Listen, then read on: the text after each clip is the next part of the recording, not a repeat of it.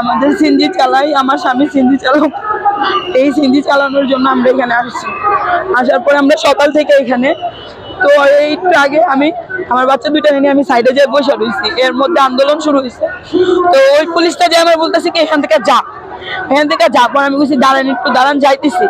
এই কথা বললে আমি উঠছি। উঠার পর আমার বাচ্চা ছোট, ওরে বলতেছি জুতা পর।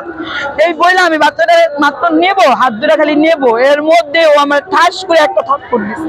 থাপ্পড় দেওয়ার সাথে সাথে আমি আবার ওরে ধরছি, যেটা সত্য সত্যই ওরে আমি আবার ধরছি কলার পেছনে। ধরার পরে ও আমার বাচ্চাটারে লাঠি দিয়ে ফালাই দিচ্ছে।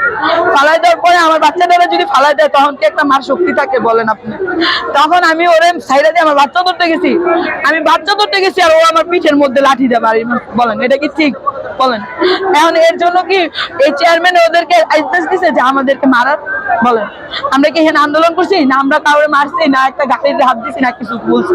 আমরা তো কিচ্ছুই করি না। আমরা মহিলা মানুষ আসছি, আমাদের একটা দাবি, আমাদের সিএনজি চলে না, আমরা খাইতে পারি না, তার জন্য আমরা আসছি। আমরা তো এখানে মারামারি করতে আসি না, এখানে